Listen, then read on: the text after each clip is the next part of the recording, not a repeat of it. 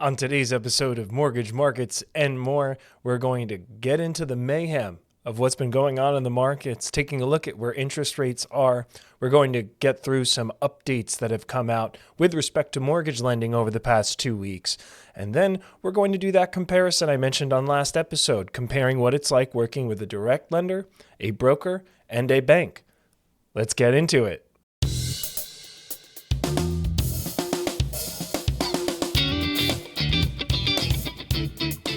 Welcome back to Mortgage Markets and More. I'm your host, Peter D'Angelo from Rate. I hope you're all doing well, doing better than I was last week. I apologize for missing you. I have missed you terribly. Unfortunately, I had some really nasty allergies that I'm coming through the woods on now, thankfully.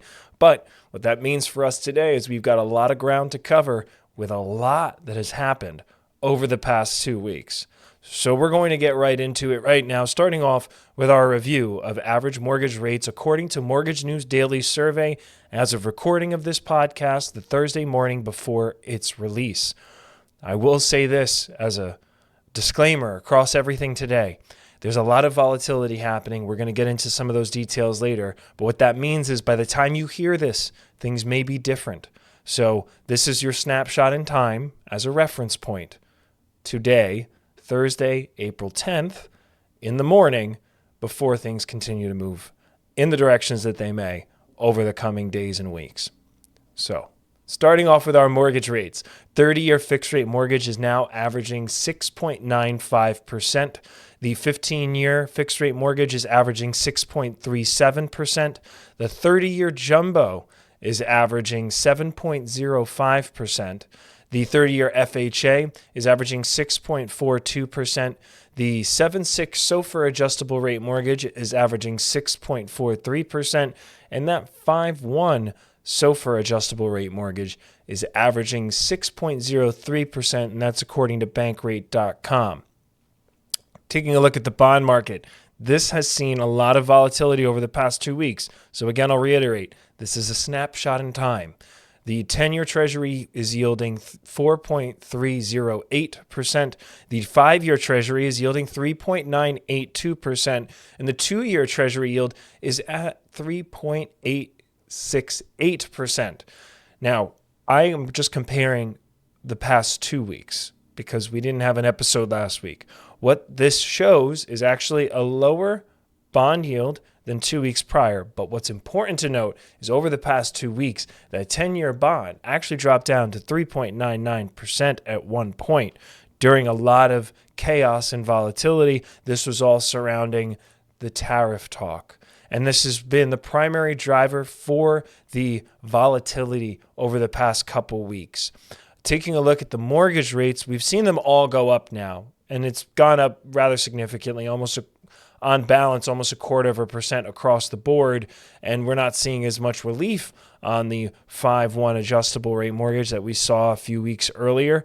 But that being said, this is the first time rates have popped up over the past 8 weeks, and it's due to all of these market conditions that are volatile. So what market conditions are happening? Well, first and foremost, the tariff talk. So Liberation Day was set for April 2nd, so that was last week. And since then, it's been absolute chaos since the announcement of the reciprocal tariffs that are being levied now with other nations that we do trade with across the world. That being taken into account creates expectations of inflationary pressures. That's our hot button. If inflation starts ticking up again and proves to continue to be sticky or get hotter, it's going to create some complications for the Fed, who lowered interest rates last year by a whole percent. And now it's a waiting game to see more progress on inflation and stability in the market. This right now is just categorical instability and volatility. Looking at that is one major motivator. But the other thing is the trickle-down effect that has for the Fed. So the Fed happened to, it was really funny, Fed Chair Jerome Powell happened to have been making an announcement and having an engagement and conference when the stock market started going haywire and the stock market had a big drop last week. And he happened to be at the mic at the time. So it was very interesting to see how he responded to that. And he said these things are going to happen, particularly when we have these conversations about tariffs. Now, historically, higher tariffs do translate to higher prices. Given that we're in a high inflation environment or a higher inflationary environment, that could create some more complications. So these are all things that we need to stay aware of, and they are affecting us if you want to be a home buyer right now in the market. This change in the cost is significant.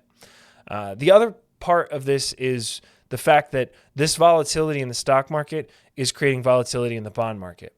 Now, we went through what the bond yields currently are.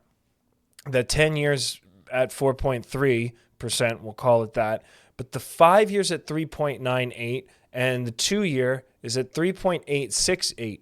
That's a wider spread between those differences in Treasury maturity times, right? So we're saying 2 year bond, it's 2 years before the bond matures and it can be redeemed. It gets traded in the meantime, and when the bond gets originally sold, that's what starts to create these yields. Well, those yields and that spread that's happening is part of the reason why we still see some relief on a 5-year adjustable rate mortgage. It's tied into the shorter term on the Treasury yields. So with that happening right now, it's creating a lot of volatility, and the big swings are a lot to manage, and it's a lot for mortgage companies to manage, any lender to manage how they're going to be pricing interest rates, because these factors, these market indicators that anchor what is going to be an appropriate cost for financing, well, these market indicators are all over the map and they're swinging left and right. So it's going to continue to create a wide field also with the interest rates. So the averages that I reported, that's across probably a very wide swath of rates that are being offered across different markets in the country right now. So that's also an important thing to consider. What all of this tariff conversation is doing is also creating instability in the market like we've been talking about, but more so uncertainty in outlook for the economy and for the markets. We don't know what this looks like because these are new tariffs that are being levied across these different countries and these other trade partners. Since we don't have a reference point for this in the modern era, we don't know what the end result tangible impact is going to be when everything settles. Now, the latest news that I can share today is that there was an announcement yesterday that helped the stock market tremendously that President Trump had mentioned that there is going to be a 90-day pause implemented on these new tariffs for conversations and negotiations to occur, which allegedly are happening right now, except for China, because China had dug in their heels and actually flipped back something like, and don't quote me on this, but somewhere in the neighborhood of 115% tariffs on U.S. goods coming into the country. So everyone else right now has a stay for 90 days where these reciprocal tariffs will be negotiated, whether or not that translates to lower tariffs for the goods that they import from the U.S. or some kind of combination of the two. We shall see. But what all this is doing is creating these big volume swings in the market, which continues to create volatility, especially as we're talking about costs of financing and what it's going to cost you as a home buyer in the market, or if you're entertaining taking out money in your property for tapping into your home equity for home improvement or debt consolidation purposes. This will be something we're going to spend time on a lot, I imagine, in the coming weeks on every episode, because this is something that is realistically impacting the market. So I will be keeping an eye on these things for you and have updates as they develop. Moving on from there, I thought with today being 2 weeks since the last episode, let's get into some updates just in general that have happened mortgage related, because there have been some things that are important that have changed over the past 2 weeks. There's one or two things that are pretty large. Other than that, though, just some minor things that are just really important and good to know. So first of all, starting off with some guidelines and program updates, there's been some clarified guidance on loan-to-value ratios if you're purchasing co-ops in New York. There's also some updated guidance on how we manage rental income for properties that are investment properties. Other major adjustments, this is the large one, employment authorization documentation citizens, people who are not U.S. citizens rather, but people who are in the U.S. with employment authorization cards with a certain visa type. The Federal Housing Finance Agency 2 weeks ago announced that level of documentation for eligibility purposes is no longer acceptable for FHA loans. It's still acceptable for conventional loans at this time, albeit some investors, some banks have what are called overlays, where they will take the baseline guidelines from Fannie Mae and Freddie Mac, your conventional guideline sources, and then they add additional ones so that it more clearly represents their credit appetite. So there are parts that they're trying to mitigate the risk. They may say, no, we won't accept this. So that's something to be aware of. That's an important update. Also, there's been some updates for qualified mortgages, and this is something that was from 2008. The Dodd-Frank Wall Street reform after the great financial crisis, amidst it, really, they created some new guidelines, and part of those guidelines were creating the qualified mortgage, which sets forth certain requirements that we need to document as a mortgage lender to ensure that there's an ability to repay the loan, that there's sufficient assets, that there's been a significant review of the credit profile of the borrower so that the loan is under this qualified mortgage guideline. There's also some loan modification deadlines that are upcoming. So FHA COVID-19 waterfall mods, they expire on April 30th. So that's coming up at the end of this month. And same goes for Fannie Mae and Freddie Mac Flex mods, which were types of loan modifications that were available during the COVID pandemic. That program ends on May 1st. So within a day of each other, these two things are now changing. Which brings me to my next highlight point. We are seeing a slight uptick in mortgage delinquencies. The core of this is really in the 30 to 60 day lates, and that is mostly from the data that we're seeing reported coming from FHA mortgages. So the current homeowners that have FHA financing are obviously looking to be under a little bit more financial stress, and they are falling behind on their mortgages. This isn't anything to ring an alarm bell over, but this is something that's important to note, especially right now with inflation persisting as it has been. We've talked at length about how the American consumer is significantly squeezed right now because of the higher cost for things. So this is an important data point to keep our eye on. The other part of that is that early stage delinquencies are the main driver, but there's also been an uptick in foreclosures. Month over month, we saw a 2% uptick in foreclosures. This is taking a look at the whole country. So this is not specific to the state of New Jersey. This is nationwide. And where we're seeing that is mostly in the harder hit areas when it comes to job losses, not as much job opportunity available in certain states like Louisiana, Mississippi, just to name a couple that came up in my research. So it's not something that's widespread, but a tick up in delinquencies foreshadows possibly a tick up in short sales and foreclosures. And then seeing that uptick in foreclosures means that there could be some cracks forming here with the American consumer and the American homeowner. I want to bring this up because this is also an important component of what it's going to look like as we go throughout the rest of this year. Inventory continues to be a struggle in the highly competitive markets. I'm situated in New Jersey. So here, it's competitive. If you've ever gone out shopping for a home, you know with the more desirable properties, there's a line to get in for the open house.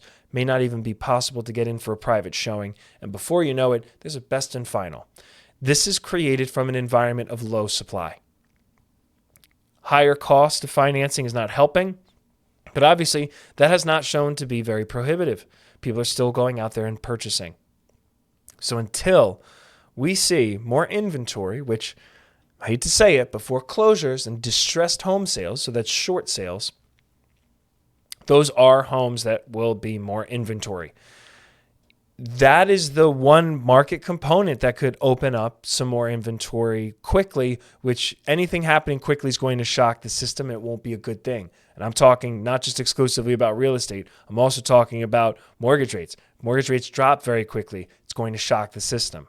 If more homes become available, if a flood of homes hit the market, you're going to see home values decline. Now, that being said, what does decline look like? Does decline look like a compression on growth? Right now in North Jersey, some townships, you're seeing on average over the past 3 years, 10% per year cumulative annual growth, 10 to 15% on the value. That means 3-4 years ago now, you're sitting on almost 40% more equity in your home from when you purchased. That's insane. So maybe does more supply just mean, well, now we're looking at 2% price appreciation? Maybe that's what it is. I happen to be of the opinion that we're going to wind up seeing home value compression on value growth more so than home values dropping. I think that there's so much demand because of how many years have gone by. And I know it just from my small sampling of the families that I help.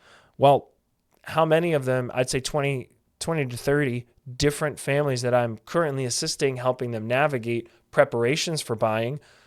They come off their lease, they look for a couple months before their lease expires, they get beat out, and then they go back. Now, some of that comes down to the strategy, and now we know a little bit more now, so some of those clients are able to have a winning strategy implemented to help, and that works. But sometimes there's not much tangible change to their budget, and now that when they go to revisit this, they're priced out. They have to make more concessions on the homes that they're interested in purchasing. So those are important things to take note of when, we're making our plans here. Point being this, we are waiting to see if we're going to get more inventory and what that's going to have as an effect on the market. We're going to have to see how that changes home values. Like I said, this is my personal opinion. I don't see the market fundamentals that are going to sink home prices. A 2008 level event was created by a radically different lending environment. There were so many other things at play in 2008. So anyone who looks to 2008 as a reason hey, home value's ripping this high, the last time this happened was 2008, and we all know what happened there. My only response to that is yes, that is true from a couple of the points of reference, but correlation is not causation. And secondly, we have a very different environment right now, what it takes to get a loan to purchase a home. You needed a pulse before 2008. Right now, we go through your tax returns, W-2s, pay stubs. We verify assets, income, credit, the whole nine. So if something's going to happen, it's going to be from the market. It's going to be from the job market. It's going to be from layoffs that would occur. Anything like that stresses out the American consumer, boom. That's where that's going to happen. It's not going to be from this big fallout from an industrial size issue that's going to pull the rug out.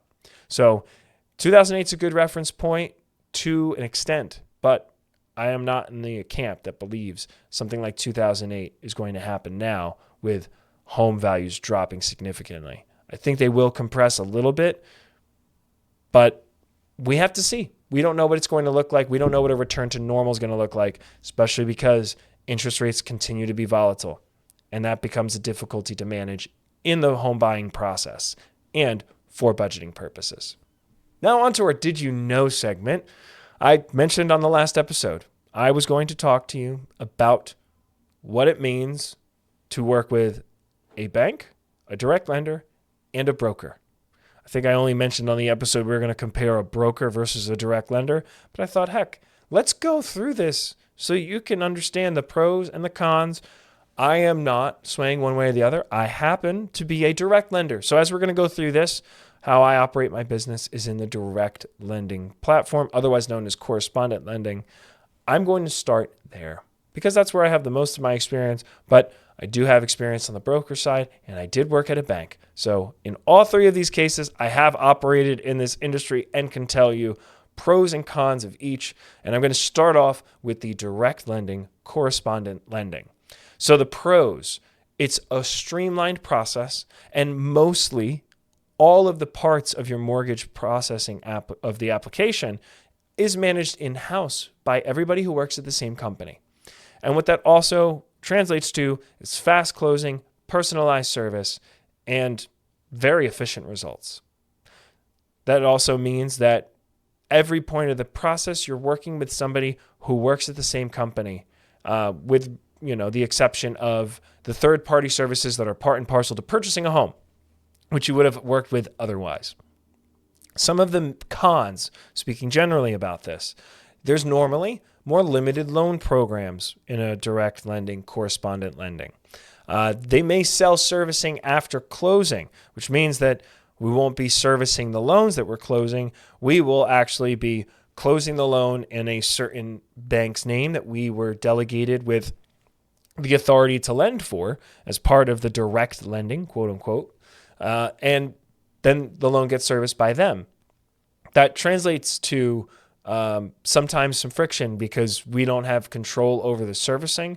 Now at rate, I can give you just what we do. We do service a good amount of the loans that we do, but then the servicing does get sold off afterwards as well. So that falls into this cons category. Other than that, there's going to be pricing implications for all of these, which I'm going to get into when I go through the pros and cons of each. So I'm going to now move along to a mortgage broker. So this is someone who works with you to prepare you for a loan application. They'll pre-approve you, do everything like that, but they will wind up packaging your loan application and all of the documentation and then sending it to the bank or the lender or the investor that will be approving your loan and work with you to get to closing.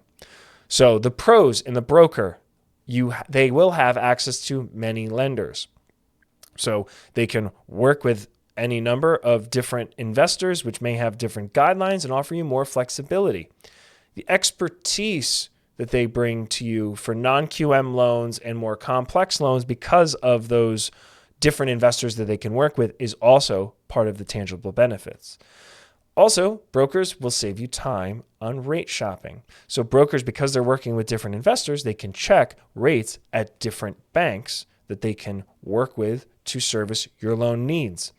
Now, for the cons on the broker side, they have less control over underwriting. So as I mentioned, they're going to work with you on your application, gathering your whole loan file. Then they're going to submit it to an investor. That is now a third party that's involved in the process that's going to review your loan application and approve it.